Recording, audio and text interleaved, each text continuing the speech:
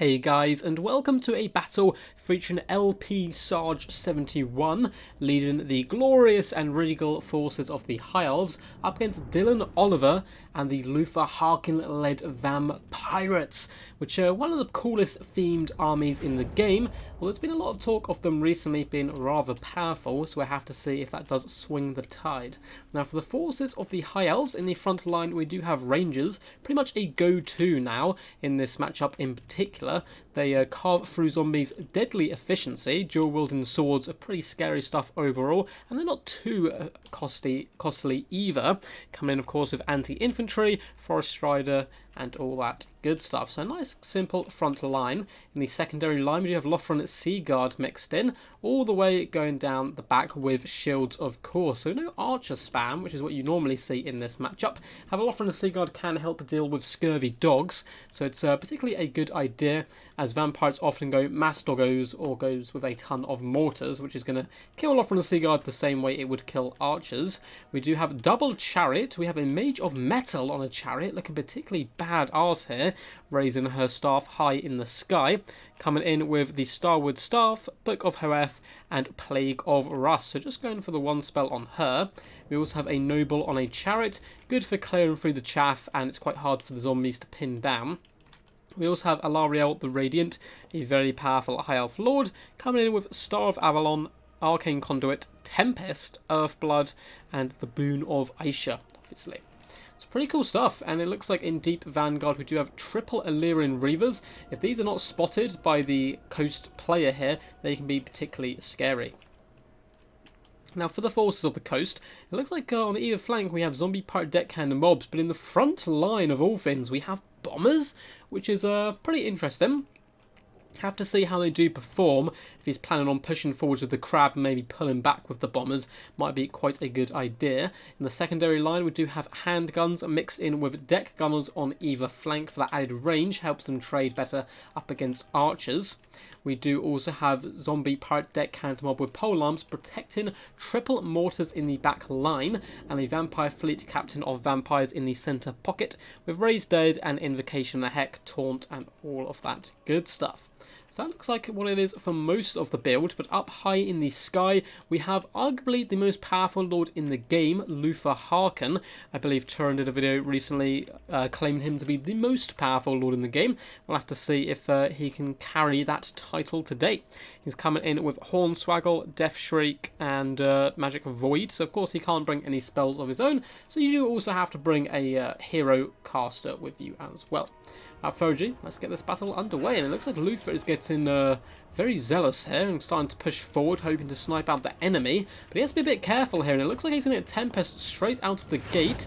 Perhaps the Vampires player not realising and having a little look at Lariel's spells. So he's taking a little bit of damage here, but nothing too crazy. It was cast rather early, and it doesn't look like it was overcast, where it does a lot more damage, and it was extended effect duration. Well, he's not taking much damage at all, but he is pushing forward towards the Luthor and Seaguard, which realistically actually wants to escape here. Although it looks like he came down with a massive breath attack on the Mage of Metal, nearly one-shotting the poor lady down to just below half health. And now Luthor is going to be able to escape. With an overcast Plague of Rust popped on him, he is going to counter that with an Invocation of Nehek. Liam Reavers waiting patiently in the wings, which is of course a good idea here, as you just need to wait for the front line to engage, and now they start to go. You want to try and force the Pirates player to kind of react on multiple flanks. They do know about the enemy behind, as the deck gunners have switched their targeting priorities and lacing some shots into these rivers as they do run away, but they can now simply bide their time and wait for the frontline engagement to actually happen. I'm really concerned about these bombers that are kind of just dotting in this centre pocket here. So it looks like the Mage of Metal has taken a few more shots and is pretty low on health at this point. Deck Gunners once again turn around to unleash some salvos into the Reavers, doing fantastic damage across the board. However, the Bombers are now getting filled with arrows, which is not going to be a really fun time for them. And the Mortars do sing to life here. Not the most accurate, but as you can see, when they do connect, they do pretty devastating damage out of the gate. Lane moves in the backline are being pushed away by the Lamprey's Revenge in this left-hand side, and over on the far side they've been cleared up as well. A taunt has been popped on them by Luthor, and the sheer amount of damage output from the handgunners is really pressuring them. I think the Hives need to push from both sides at once, but I suppose they kind of are.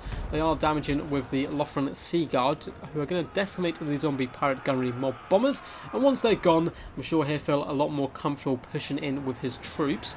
And Leon Rivers do manage to jump on top of some deck gunners and the mortars. Lamprey's Revenge are here to counter. It looks like the bombers are getting completely decimated at this point. Lovely crossfire coming in with the handguns. It looks like the Alien Rivers are starting to struggle quite badly, but they did manage to break through and cause a bit of havoc, and hopefully finish off these deck gunners as well as the bombers. Hell Formation is now pushing forward. L'Oreal's taking quite a lot of damage just to Luthor cackling and shooting her, but of course she does have a absolute bucket ton of healing. The Lothran and Sea Guard alike have been kind of shot a bit by mortars, but they're not in too bad a state. Another Tempest does go down, overcast once more onto Luthor Harkin, but there's unfortunately no follow-up from the archers at this point, so he's going to be able to escape here as the Rangers do push forward, starting to surround these deckhand mobs, and they should be able to carve them up quite nicely.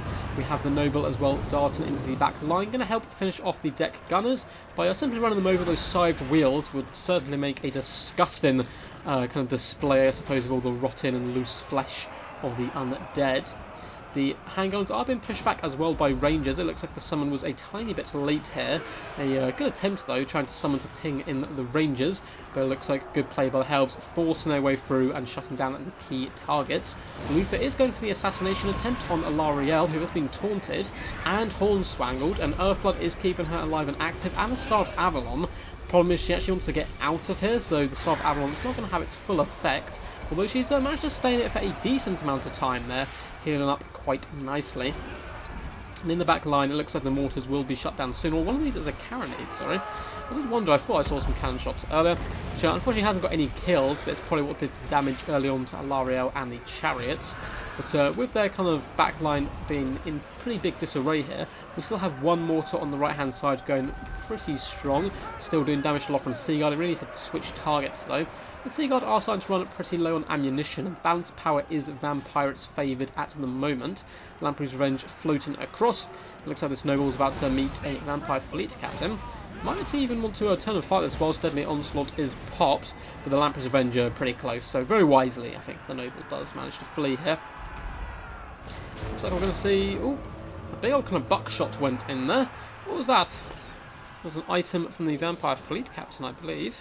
Oh, Gaze of Nagash came in, I think, and actually hit the Lamprey's Revenge instead of the Noble, which is pretty terrifying. It actually killed a model, and that's gone quite badly there. But regeneration, these guys should be able to heal up and have good durability. Noble is now getting slugged by Luthor, and he certainly also chased this guy off the battlefield, at least until he's shattered, if possible. But the Noble's terrified now, which may save him, because being terrified, the model itself will find the quickest path out instead of kind of human, error trying to do it.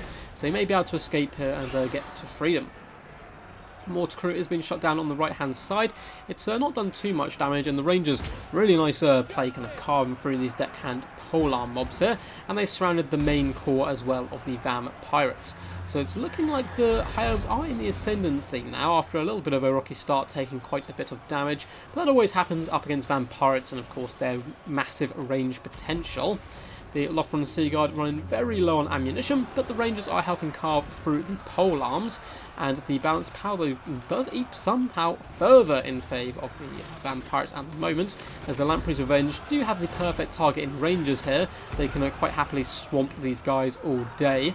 Luthor Harkin is floating back as well, perhaps coming for a breath attack. No, looks like he's just trying to dodge arrow fire at this point.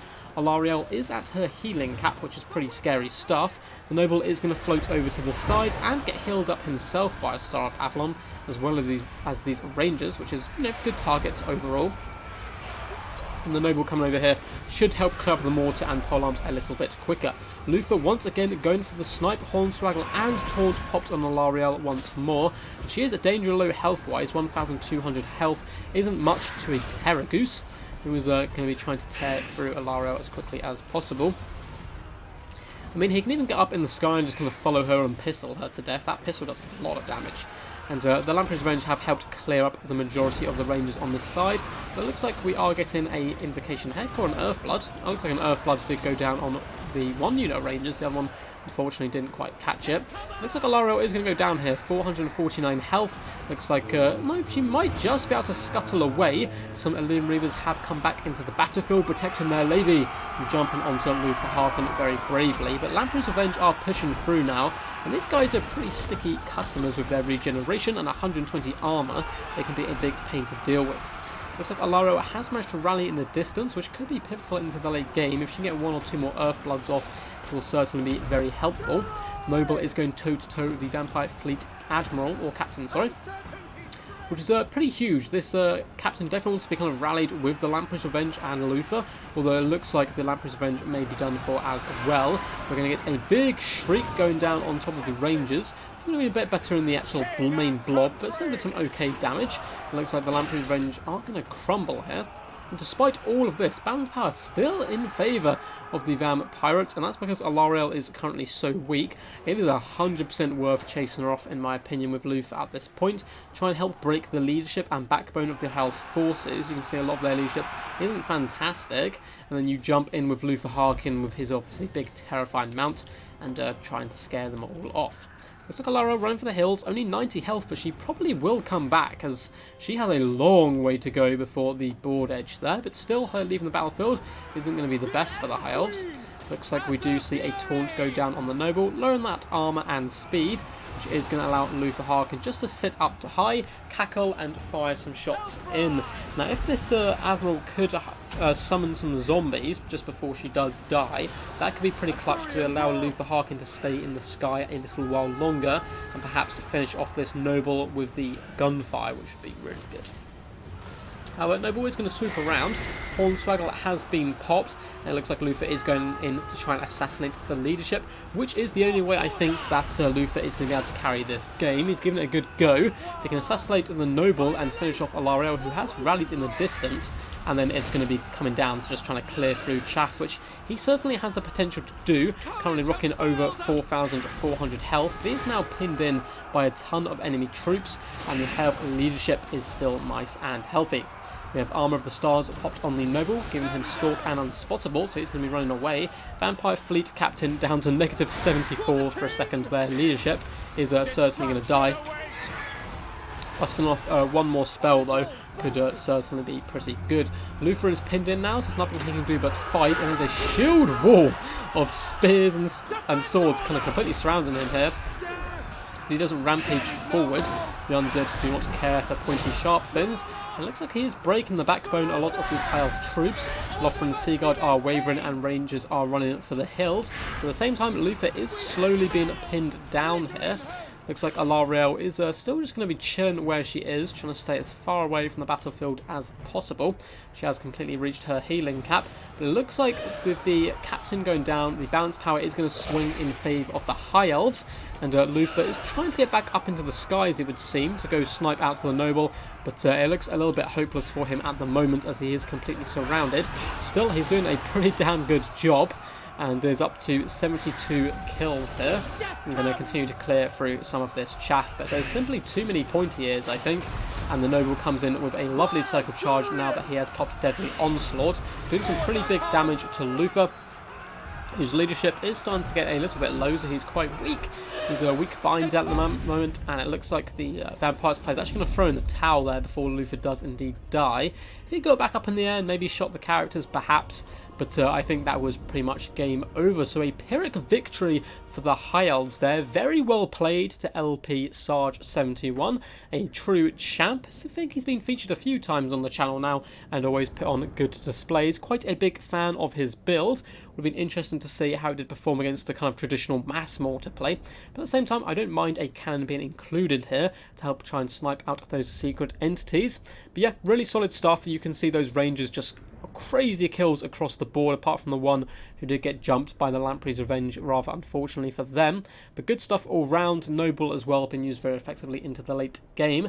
As for the Vampire Coast, Luthor Harkin really did have to put this game on his back, and he nearly did. If he had finished off Alarielle when he could have, he just needed one more shot into her, perhaps it would have helped balance out the kind of balance of power a little bit and helped him swing the game back in his favour. But nonetheless, a very close game. I'm not the biggest fan of the bombers in the front line. They just kind of got finished off by archers, which could happen anyway.